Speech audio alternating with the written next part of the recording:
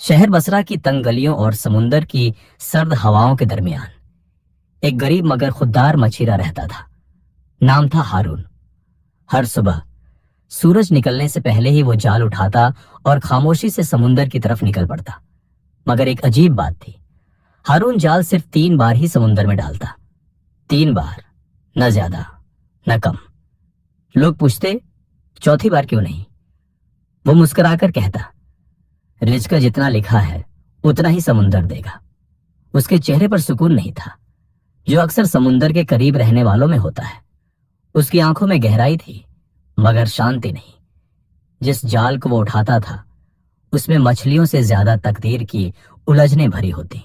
हर रोज वही 3 कोशिशें। पहली बार खामोशी, दूसरी बार कीचड़ टूटी चीजें, तीसरी बार एक बोझिल खालीपन जो सीधे दिल में उतर जाता। लोग कहते, अरे हारून, चौथी बार भी डाल ले, क्या किस्मत सिर्फ 3 दफा आती है? मगर हारून बस मुस्कुरा देता। एक वो मुस्कान जिसमें ना उम्मीद थी ना शिकवा, बस एक ठहरा हुआ यकीन। घर लौटता तो हालात और भी तल्ख हो जाते। दरवाजा खोलते ही आवाज आती, 3 बार, फिर वही 3 बार। ये आवाज उसकी बीवी खुशी की थी।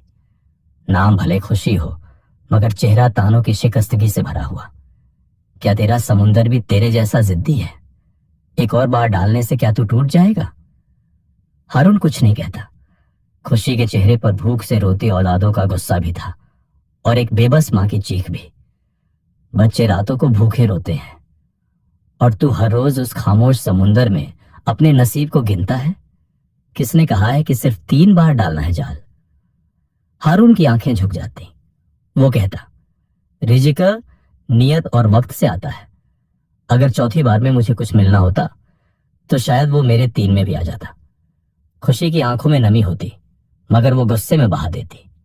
पड़ोस की औरतें, बाजार के लोग, सब हारून की मजाक बनाते। अरे देखो, ये वही है जो 3 बार डालकर लौट आता है।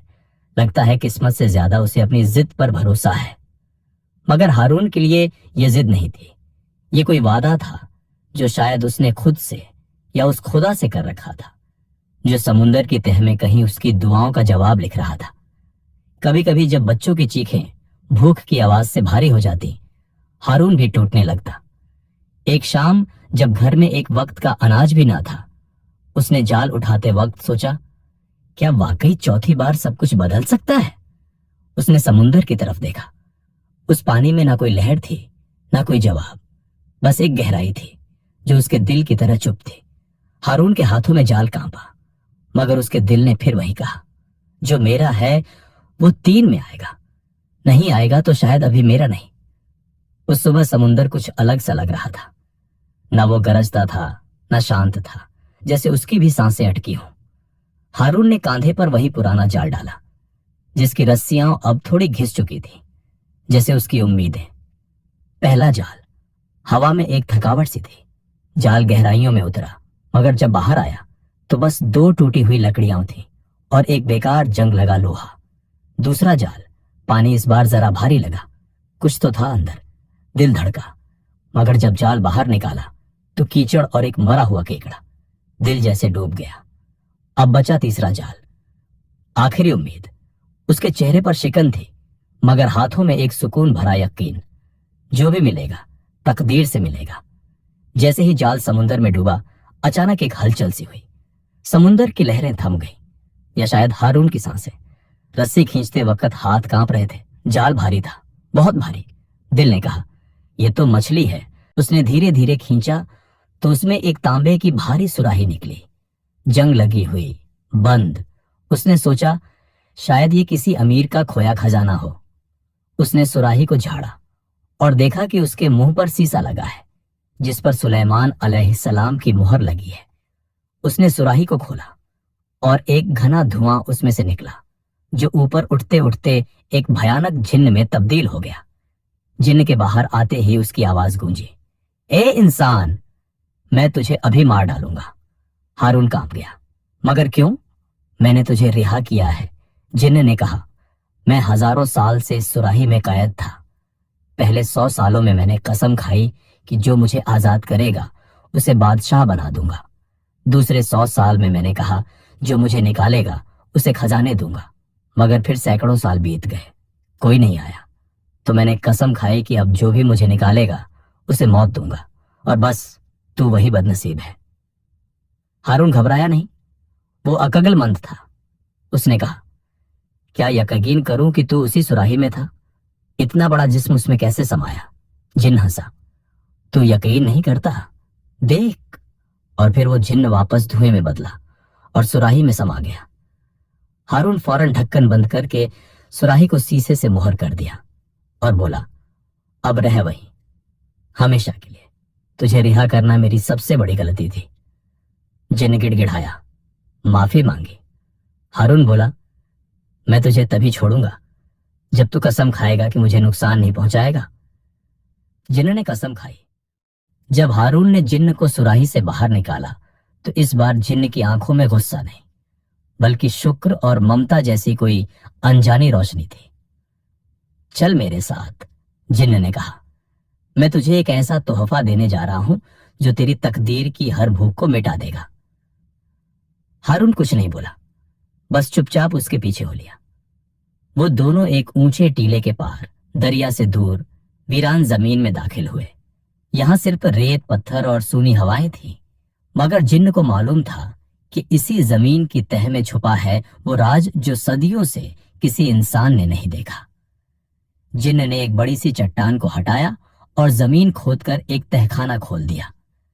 नीचे सीढ़ियां थीं और सीढ़ियों के नीचे एक कमरा था जो खजानों से भरा हुआ था। दीवारों पर झूमर नहीं, बल्कि सोने की झालरें। जमीन पर कालीन नहीं, बल्कि हीरों की चादरें, और कोनों में रखे हुए बोरों में मोती, चांदी, जबरदस्त और बेशुमार सोने के सिक्के। हारून की आंखें चौंधिया गईं, मगर उसका दिल कांप गया। इतना सब मेरे लिए? जिन्न बोला, ये सब अब तेरा है, मगर याद रख, तुझे इसका बोझ उठाना नहीं, इसे अपनी नेमत समझकर चलाना है।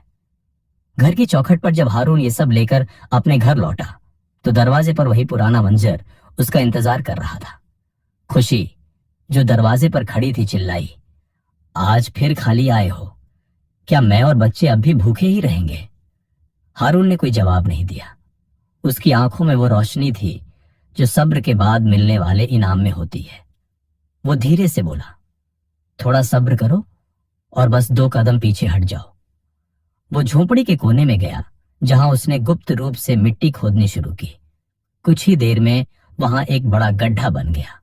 उसने ऊंट से उतारे हुए खजानों के थैले, जिनमें हीरे, जवाहरात और सोने के सिक्के भरे थे, धीरे धीरे उस गड्ढे में रख दिए। खुशी की आंखें फटी की फटी रह गईं। ये सब कहां से आया? हारून, क्या तुमने कोई जादू कर लिया है? हारून मुस्कुराया। जिस खुदा ने मुझे मछली नहीं दी, उसने आज समंदर ही दे दिया। उन्होंने मिलकर जल्दी जल्दी सब कुछ मिट्टी से ढक दिया ताकि कोई देख न सके, क्योंकि हारून अब भी उस खजाने को नेमत समझता था, शौकत नहीं। एक नया जीवन अगले ही दिन हारून ने उस गड्ढे में से थोड़ा सा सोना निकाला और बसरा की बाजार में जाकर उसे बेच दिया। सोना इतना खालिस और कीमती था कि उसे एक तिजारती अमीर ने बेहिसाब दाम देकर खरीद लिया।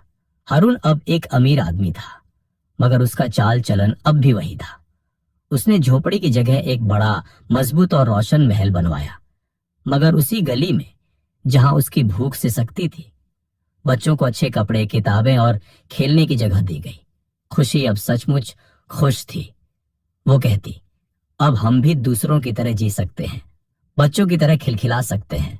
अब हमारे सिर पर सिर्फ ताने नहीं, एक छत होगी जो बारिश में नहीं टपकेगी।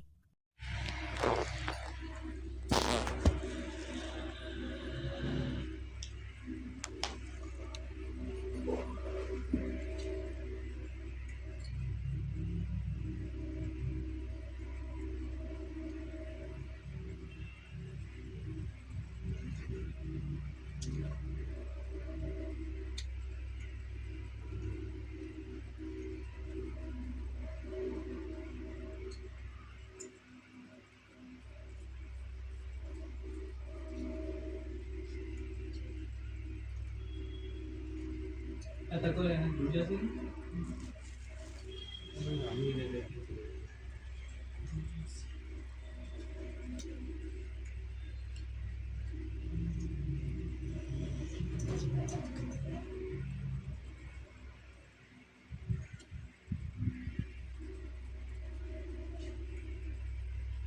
की नहीं है मैं थी नो की नहीं है अच्छा देखना अपने खाना का है ना तो ना देखो से ना मेरी रेसिपी है मेरी नाम